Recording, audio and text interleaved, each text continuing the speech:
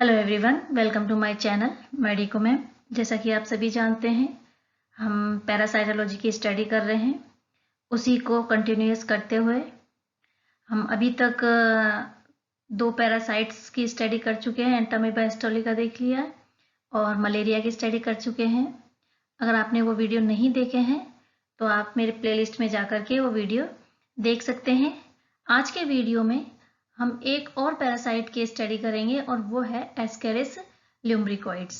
ठीक है, एस्केरिस ल्यूम्ब्रिकोइड्स इसका दूसरा नाम है, जिसको हम बोलते हैं राउंड वर्म या गोल कृमि भी बोलते हैं। ठीक है, ये जो इन्फेक्शन है ज़्यादातर बच्चों में पाया जाता है और प्रॉपर गुड सैनिटाइजेशन जो कंडीशन है उसको फॉलो नहीं करते हैं, उनमें ये डिजीज ज़्यादा देखने को मिलती है।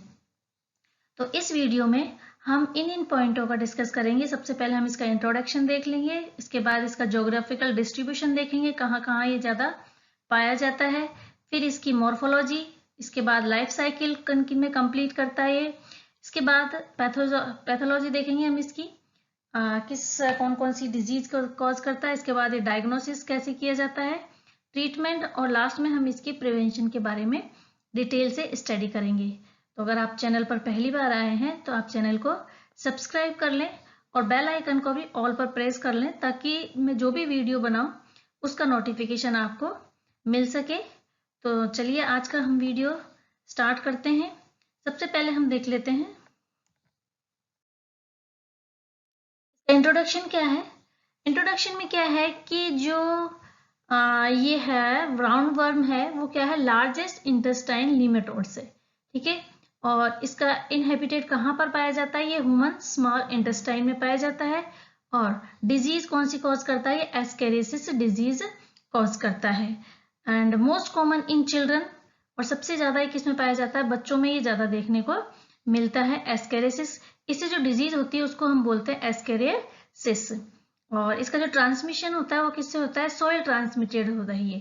ठीक है, जैसे ही कोई इन्फेक्टेड पर्सन है वो स्टूल पास करता है तो उसके स्टूल में या फीसिस में क्या होते हैं, इसके ये वर्म होते हैं, और तो ये सॉइल में जाकर के ये क्या करते हैं, कंटामिनेटेड कर देते हैं। इस तरह से ये क्या होता है, ट्रांसमिटेड होता है। और हम इसकी डिटेल में स्टडी करेंगे जब इसकी हम लाइफ साइकिल पढ़ेंगे तब। अभी हमने इसका इंट्रोडक्शन देखा है। ठीक है, इसके बाद अब हम देखते हैं ज्योग्राफिकल डिस्ट्रीब्यूशन, कहाँ कहाँ पर ये पाया जाता है। अगर इसकी बात करें हम एस्केरिसिस ल्यूम्ब्रिकेट्स की, तो ये वर्ल्ड वाइड में ही पाया जाता है। लेकिन जो अफ्रीकन कंट्रीज हैं, इंडिया है, सेंट्रल साउथ अमेरिका है, इंडोनेशिया है, इन कंट्रीज में ये ज्यादा देखने को मिलता है। और अगर हम देख रहे हैं तो जो रूरल कम्युनिटीज हैं, विलेजेस हैं, ग्रामीण जो इलाके हैं, उनमें ये डिजीज ज्यादा देखने को मिलती है, एस्केरिसिस। ठीक है, या फिर राउंड वॉर्म की। नेक्स्ट अब हम चलते हैं, इसकी मॉर्फोलॉजी क्या है। जो एस्केरिसिस ल्यूम्ब्रिकोइड्स है उसकी शेप, साइज कैसा दिखता है, इसका फीमेल कैसी होती है, मेल कैसा होता है। तो इसका जो शेप है वो कैसा होता है, राउंड और सिलिंड्रिकल शेप में होता है। इसका कलर होता है पिंक क्रीमी कलर का होता है, लेकिन ये इंटेस्टाइन के अंदर होता है तब इस तरह से दिखाई देता है। लेकिन जैसे ही ये क्या होता है, सॉइल में ट्रांसमिट होता है तो इसका कलर क्या हो जाता है, ब्राउन कलर का दिखाई देने लगता है। इसकी साइज की अगर हम बात करें तो साइज में जो मेल होता है कंपेरिजन टू फीमेल छोटा होता है। तो 15 to 13 सेंटीमीटर लेंथ होती है और 2 से लेकर के 4 सेंटीमीटर डायमीटर होता है मेल का। और फीमेल की अगर हम बात करें तो 20 से 37 सेंटीमीटर लेंथ में हो सकता है, ये 37 है, ये 40 तक भी पहुंच सकता है।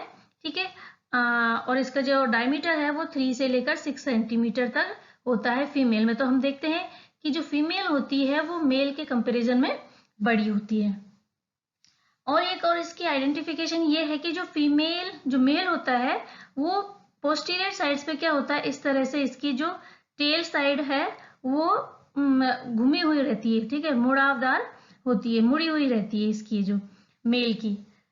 और इसके जो माउथ है उसमें क्या पाए जाते हैं, 3 लिप्स पाए जाते हैं। जैसे कि यहाँ पर आपको दिख रहा है ये माउथ का फिगर, इसमें क्या होते हैं, 3 लिप्स होते हैं, 1, 2 और 3 लिप्स पाए जाते हैं।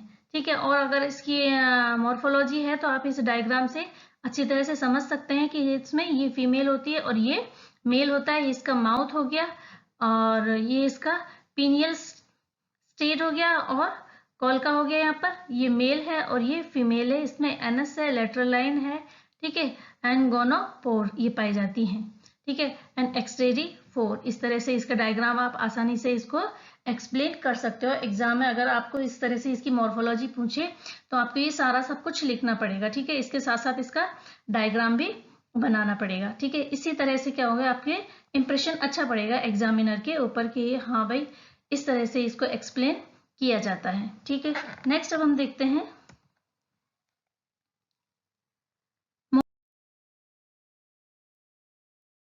मॉर्फोलॉजी में, देखते हैं इसके वॉर्म, ठीक है, इसके क्या है कि मेल और फीमेल है तो किस किस तरह से है और किस किस साइज के होते हैं। तो मैंने पहले बता दिया कि इसमें मेल और फीमेल अलग अलग होते हैं, सेपरेटेड होते हैं, और मेल स्मॉल होता है and male is curved at the posterior end. Posterior end पर ये क्या होता है, कर्व्ड होता है। इस तरह से इसकी क्या होती है, मॉर्फोलॉजी होती है वॉर्म की। ये इसका एक्सरे पोर है, लेटरल लाइन है एंड क्लोकल apparatus है, पीनियल स्टेट और कर्व टेल। ये तो इस तरह से क्या होगी इसकी मेल और फीमेल की शेप और साइज, इस तरह से इसकी क्या होगी, इसकी मॉर्फोलॉजी होती है, ठीक है ना। अब हम देखते हैं इसके जो एग्स हैं उसकी मॉर्फोलॉजी कैसी होती है। इससे पहले तो हमने देखा जो वॉर्म है वो दोनों सेपरेटेड होते, मेल और फीमेल सेपरेटेड थे, और उनकी शेप साइज किस किस तरह की थी वो मैंने आपको पिछली स्लाइड में बताया था। अब इस स्लाइड में हम देखते हैं कि जो एग्स होते हैं वो उनकी मॉर्फोलॉजी कैसी होती है। तो एग कितने 2 टाइप्स के होते हैं, एक फर्टिलाइज एग होता है, एक होता है अनफर्टिलाइज एग्स होते हैं। तो फर्टिलाइज एग्स की मॉर्फोलॉजी देखेंगे हम, उसके बाद हम अनफर्टिलाइज एग्स की मॉर्फोलॉजी देखते हैं। तो इसमें जो फर्टिलाइज जो एग होता है वो क्या होता है, राउंड शेप का होता है, ठीक है, आपको इस तरह से फिगर में दिख रहा है। और इसका साइज क्या होता है 60 to 75 से लेकर के, ठीक है, ये जो स्टार है वो मल्टीप्लाई का सिंबल है। इसमें क्या होता है, ये लेंथ होती है और ये विड्थ होती है। तो क्या होती है, ये सॉरी डायमीटर होता है। तो ये हो गया 60 से लेकर 75 से लेंथ एंड 55 से 70 माइक्रोम्यू क्या होता है इसका साइज होता है। और कलर देखें तो गोल्डन ब्राउन कलर का होता है and contain round compact mass of granules. इसमें क्या होते हैं, ग्रेन्यूल्स पाए जाते हैं, दानेदार। इसमें क्या होता है, मास पाया जाता है इसके अंदर। और इसकी जो शेल होती है, इसकी शेल मतलब इसकी जो कवरिंग होती है एग की, उसमें क्या होती है 3 लेयर पाई जाती हैं। कौन कौन सी होती है, इनर होती है, मिडिल होती है और आउटर होती है। जो इनर होती है उसको क्या बोलते हैं, वेलेटाइन। जैसे आपको ये दिख रहा है यहाँ पर, ये वाली जो लाइन है शेल है इसकी, इसको क्या बोलते हैं, इनर शेल है। और ये कौन सी होती है, वेलेटाइन होती है। इसके बाद जो मिडिल होती है वो क्या होती है, ट्रांसपेरेंट होती है। ट्रांसपेरेंट होने की, और आउटर वाली होती है वो क्या होती है, ये वाली, ये इरेगुलर शेप की होती है, जिसको क्या बोला जाता है, यूट्राइन लेयर भी कह सकते हैं। तो इसमें क्या हो गया, 3 तरह की इसमें लेयर पाई जाती है। तो आप इस फिगर को देखकर आसानी से समझ सकते हैं। एक हो गई इनर लाइन और एक मिडिल लाइन और एक हो गई इसकी आउटर लाइन। जो आउटर होती है वो क्या होती है, इरेगुलर शेप की होती है और एल्बुमिन कवरिंग होती है इसकी। ये जो है ये क्या होता है, एल्बुमिन से बनी होती है, एल्बुमिन प्रोटीन है, उससे इसकी शेल, बाहर की जो शेल है उसकी कवरिंग होती है। तो ये हो गया इसका फर्टिलाइज एग। इस तरह से फर्टिलाइज एग की मॉर्फोलॉजी है। इसके बाद अब हम देखते हैं इसके अनफर्टिलाइज जो एग होता है उसकी मॉर्फोलॉजी कैसी होती है। वही ओवल शेप का होता है, ठीक है, वो क्या था, सिलेंड्रिकल शेप का था, लेकिन ये कैसा है, ओवल शेप में है और एलोंगेटेड है। एंड कैसा होता है, साइज में होता है 90 से लेकर 45 माइक्रोम्यू होता है और कलर में ब्राउन होता है। और इसमें क्या होता है, diffusion mass of large refractile granules. इसमें क्या होता है, लार्ज होते हैं ये ग्रेन्यूल्स होते हैं। तो ठीक है, ये किसके बने होते हैं, प्रोटीन्स के बने होते हैं। इसमें भी क्या होते हैं, 3 लेयर पाई जाती हैं, वही यूट्राइन लेयर होती है, इसके बाद वेलेटाइन लेयर होती है और एक होती है इसमें प्रोटीन की, ये प्रोटीन ग्रेन्यूल्स होते हैं। और बाहर की जो लेयर होती है वही क्या होते हैं, एल्ब्यूमिनॉइड लेयर पाई जाती है। जैसे कि हमने जो फर्टिलाइज एग होता है उसकी 3 लेयर होती हैं शेल की, उसी तरह से जो अनफर्टिलाइज एग है उसकी भी शेल की 3 लेयर पाई जाती हैं ना। अब हम देखते हैं इसकी लाइफ साइकिल। इसकी लाइफ साइकिल इंपॉर्टेंट है, इंपॉर्टेंट होने के साथ साथ इसकी लाइफ साइकिल सिंपल भी बहुत सी है, ठीक है। ये अपनी लाइफ साइकिल सिंगल होस्ट में कंप्लीट करता है और वो है मैन के अंदर। इसमें कोई इंटरमीडिएट होस्ट नहीं होता है। इसमें सबसे पहले इसकी लाइफ साइकिल कहाँ से स्टार्ट होती है? स्मॉल इंटेस्टाइन से होती है, मैन की स्मॉल इंटेस्टाइन से होती है। इसमें क्या होता है, एडल्ट वर्म होते हैं मेल फीमेल, तो वो आपस में मैट करते हैं, मैट करने के बाद क्या होते हैं, फर्टिलाइज एग देते हैं। और ये फर्टिलाइज एग्स कहाँ होते हैं? Pass out through the faeces of man, man के फीसेज के थ्रू ही बाहर पास आउट हो जाते हैं। उसके बाद जो इन्फेक्टिव लार्वा है develop with in egg in soil, और सॉइल में क्या होता है, वो इन्फेक्टिव लार्वा डेवलप करता है जिसको रेप्टिफॉर्म लार्वा बोलते हैं।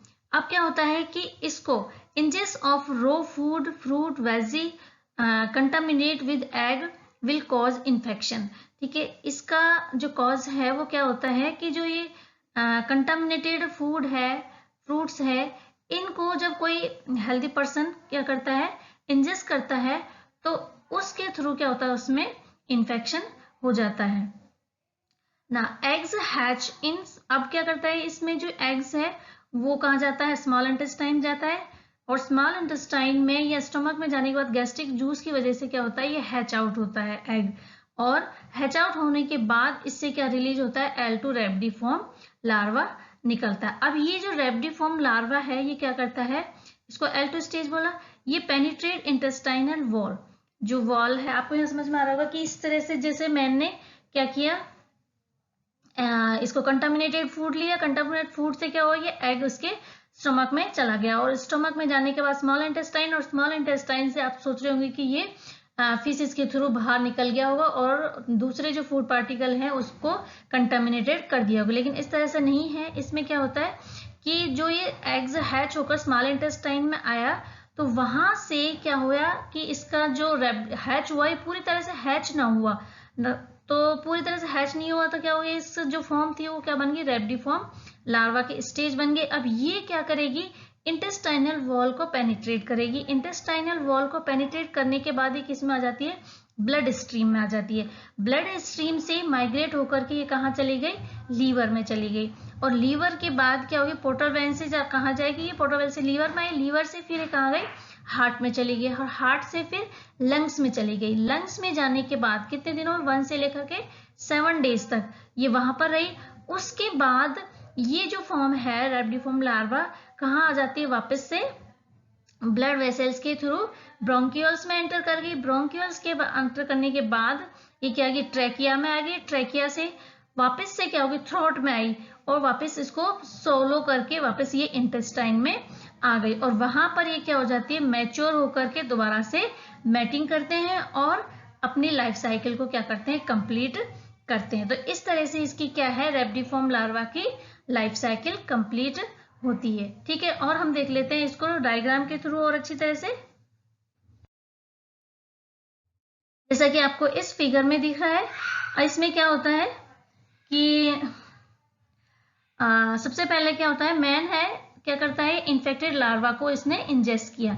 इंजेस्ट करने के बाद ये कहाँ पहुंचा, reach duodenum and penetrate it wall and go to blood stream. Blood stream में जाने के बाद क्या होगा, migrate to lungs from where they are coughed up and swallowed again, और दोबारा से इसको कफ हुआ, और कफ के बाद ये वापस से सोलो करके ये कहाँ पर आ गया, इसकी इंटेस्टाइन में आ गया। Finally develop in small bowel. उसके बाद ये क्या करेगा, स्मॉल बाउल माने स्मॉल इंटेस्टाइन में आने के बाद इसको फेसिस के थ्रू वापस बाहर निकाल दिया जाता है इन एग्स को सॉइल में, और ये क्या होता है, सॉइल में निकलने के बाद अनफर्टिलाइज होते हैं, और ये अपने आप को डेवलप करने के बाद किसमें चेंज हो जाते हैं, फर्टिलाइज एग में चेंज हो जाते हैं। और ये फर्टिलाइज एग होते हैं वो क्या होते हैं, इन्फेक्टेड फॉर्म होते हैं। इसके कांटेक्ट में जो भी फूड है, वेजिटेबल्स है, फ्रूट्स है, वो कांटेक्ट में आते हैं, वो कंटामिनेट हो जाते हैं।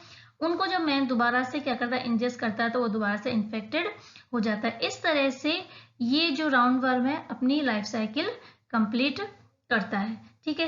आई थिंक आपको ये अच्छी तरह से समझ में आ गया होगा, और आप वीडियो को पॉज करके और इस डायग्राम के थ्रू आप आसानी से इसको समझ सकते हैं कि ये अपनी लाइफ साइकिल किस तरह से कंप्लीट करता है, ठीक है। सिंगल होस्ट होता है, इसमें कोई इंटरमीडिएट होस्ट नहीं होता है, एक में ही अपनी लाइफ साइकिल कंप्लीट करता है। लेकिन ये बात ध्यान में रखनी है आपको कि इसमें जो कंटामिनेटेड फूड पार्टिकल को इंजेस्ट करता है तो उसमें जो एग्स आते हैं वो क्या करते हैं, हैच नहीं हो पाते पूरी तरह से। हैच होने के बाद क्या करते हैं, इसमें जो रेबिडिफॉर्म लार्वा होता है वो पेनिट्रेट करके और वापस से ब्लड स्ट्रीम में जाता है। ब्लड स्ट्रीम में जाने के बाद क्या करता है, ये लीवर में, लीवर से हार्ट में, फिर उसके बाद लंग्स में, लंग्स के बाद दोबारा से ये ट्रैकिया में, और ट्रैकिया से थ्रोट से होता हुआ वापस उसको क्या करता है, सोलो कर लेता है। और सोलो करने के बाद वापस से इंटेस्टाइन में आकर के वहां पर क्या होता है, ये अपने आप को डेवलप करते हैं और फिर इससे मेल फीमेल आपस में मेट करके अपने आप को डेवलप करके और फिर दोबारा से फर्टिलाइज एग बनाते हैं और वो वापस पीसीस के थ्रू उसकी बॉडी से पास आउट होते हैं। इस तरह से ये अपनी लाइफ साइकिल कंप्लीट करते हैं। ठीक है, तो अब हो गई इसकी लाइफ साइकिल। इसके बाद अब हम देख लेते हैं ना, अब हम इसकी देख ले पैथोजेनेसिस। पैथोजेनेसिस मतलब कौन कौन सी डिजीज कॉज करता है, क्या क्या इसके साइन और सिम्टम होते हैं। तो इसके साइन सिम्टम के बारे में इसकी स्टेज के ऊपर डिपेंड करता है। ठीक है, स्टेज 1, स्टेज 2 और स्टेज 3। स्टेज 1 कौन सी होती है कि जब वॉर्म क्या होता है, वॉर्म लार्वा क्या होता है, इन द बाउल, बाउल में होता है, इंटेस्टाइन के अंदर होता है, उस समय की फर्स्ट स्टेज होती है, उसमें कोई साइन सिम्टम इसमें नजर नहीं आते। लेकिन जब ये सेकेंड स्टेज में होता है तो ये माइग्रेट करके कहाँ चला जाता है, लंग्स में चला जाता है। तो उस टाइम में क्या होता है कि पर्सन में कुछ सिम्टम्स देखने को मिलता है, जैसे फीवर हो गया, कफिंग हो गया और निमोनिया के भी इसमें साइन सिम्टम देखने को, मतलब डिफिकल्टी इन ब्रीदिंग। और थर्ड जो स्टेज होती है इसकी, थर्ड स्टेज में worm enter in the small intestine, दोबारा से ये एंटर करता है, किसमें, सोलो करने के बाद का दोबारा से किसमें एंटर करता है, स्मॉल इंटेस्टाइन में एंटर करता है एंड मैच्योर इनटू वर्म। और वहां पर क्या होता है, दोबारा से मैच्योर, इसमें वर्म मैच्योर में हो जाता है and remain there to feed, और वहां पर अपनी फीड के लिए इंटेस्टाइन में ये एंटर कर जाता है। ठीक है, फर्स्ट टाइम जब ये इंटेस्टाइन में होता है, बाउल में होता है, तो कोई साइन सिम्टम नहीं होता है, लेकिन वहां से किसमें जाता है, लंग्स में चला जाता है, तो साइन सिम्टम इसमें दिखने को मिलता है, वो फीवर, कफिंग और निमोनिया के दिखाई देख सकते हैं। और तीसरी जो स्टेज होती है वो होती है, इसको लंग से वापस ट्रैकिया होता हुआ, थ्रोट से होता हुआ वापस सोलो करने के बाद स्मॉल इंटेस्टाइन में आता है। तो उस टाइम क्या होता है कि ये वहां पर अपने आप को डेवलप करता है, मैच्योर बन जाता है और एडल्ट वर्म में कन्वर्ट हो जाता है। उस टाइम ये वहीं पर रहता है, किसमें, स्मॉल इंटेस्टाइन में, और किसके लिए, अपने फूड के लिए। तो उस टाइम उसमें कुछ हमें साइन सिम्टम देखने को मिलते हैं, जैसे कि एब्डोमिनल पेन हो गया, ठीक है, टोटल इंटेस्टाइन ब्लॉकेज हो गया, सीवियर एब्डोमिनल पेन है, वॉमिटिंग हो सकता है, और स्टूल में वॉर्म आ सकता है, और वॉमिटिंग में भी वॉर्म आ सकते हैं। तो ये साइन और सिम्टम इसमें हमें देखने को मिलते हैं। अब हम देख लेते हैं इसके डायग्नोसिस किस तरह से किया जाता है। डायग्नोसिस में क्या होता है, सबसे पहले स्टूल एग्जामिनेशन किया जाता है माइक्रोस्कोप के थ्रू। इसमें क्या देख सकते हैं, एग में be seen on direct examination of stool. जो स्टूल है उसमें एग भी देख सकते हैं, और इसके जो लार्वा है, लार्वा को देखा जा सकता है, और इसके एडल्ट जो वर्म है उसको भी इसमें डायरेक्ट एग्जामिनेशन के अंदर देख सकते हैं। इसके बाद है ब्लड एग्जामिनेशन भी इसका किया जाता है। ब्लड एग्जामिनेशन में इसका क्या देखा जाता है, इओसिनोफिल देखी जाती है। इसके बाद सीरोलॉजिकल जो टेस्ट होता है उसमें एलिजा टेस्ट है, IHA टेस्ट है और IFA टेस्ट किया जाता है। ये इसके क्या है, डायग्नोस्टिक टेस्ट किए जाते हैं एस्केरिसिस को डिटेक्ट करने के लिए। ट्रीटमेंट में इसको डिवर्मिंग जो टेबलेट है वो दी जाती है, जैसे एल्बेंडाजोल है, पिप्रानिजोन है, लीवामिसोल टेबलेट है, मेबेंडाजोल टेबलेट्स है, ठीक है, ये वाली इसके अंदर दी जाती है। अब नेक्स्ट और बहुत ही इंपॉर्टेंट थिंग्स है वो है इसका प्रिवेंशन। इसका प्रिवेंशन किस तरह से करना चाहिए, सबसे पहले है मेन थिंग्स इसकी गुड सैनिटेशन कंडीशंस। अच्छी जो गुड सैनिटाइजेशन की कंडीशन है उसको फॉलो करना चाहिए। और pollution of soil with human faces should be avoided, मतलब जो ह्यूमन फेसेस है जो बाहर एनवायरनमेंट में क्या कर देते हैं, फेस आउट कर देते हैं, तो इस वजह से क्या होता है कि जो सॉइल का पॉल्यूशन होता है तो उसको क्या करना चाहिए, अवॉइड करना चाहिए, उसको रोकना चाहिए। इसकी वजह से भी क्या होता है, ये डिजीज कॉज करते हैं। नेक्स्ट है vegetable should be wash out properly. जो वेजिटेबल्स यूज करते हैं उनको, वेजिटेबल है, फ्रूट्स है, उनको यूज में लेने से पहले अच्छी तरह से वॉश आउट करना चाहिए। Next, finger nails should be regularly cut. जो छोटे बच्चे, ये भी डिजीज होती है, छोटे बच्चों में ज़्यादा देखने को मिलती है, इसलिए उनके जो नेल्स हैं उसमें क्या होता है, डर्ट भरी रहती है, गंदगी भरी रहती है, तो उनके जो नेल्स हैं वो प्रॉपर कटे हुए होने चाहिए। And hand should be properly wash with some antiseptic soap. Antiseptic soap वगैरह से अच्छी तरह से हैंड वॉश टेक्निक यूज करनी चाहिए। ठीक है, वही इसमें मैंने आपको फिगर के थ्रू बता रखा है। फूड हाइजेनिक यूज करनी चाहिए, वाटर सप्लाई में फिल्ट्रेशन यूज करके, सैनिटाइजेशन यूज करके, हैंड वॉशिंग करके, वाटर को अच्छी तरह बॉईल करके, प्रॉपर हेल्थ एजुकेशन के थ्रू ही क्या कर सकते हैं, इस डिजीज को रोका जा सकता है। ठीक है, ये आज का हमारा टॉपिक था। इससे रिलेटेड आपकी कुछ क्वेरीज हैं, कुछ क्वेश्चंस हैं, तो आप कमेंट्स बॉक्स में कमेंट कर सकते हैं। और इसके अलावा भी अगर आप किसी और भी टॉपिक पे वीडियो बनवाना चाहते हैं, किसी टॉपिक में आपको प्रॉब्लम है, तो उसको भी आप कमेंट्स बॉक्स में लिख सकते हैं। I will try to make next video of this topic. Thank you for watching my video. Thank you for watching my video.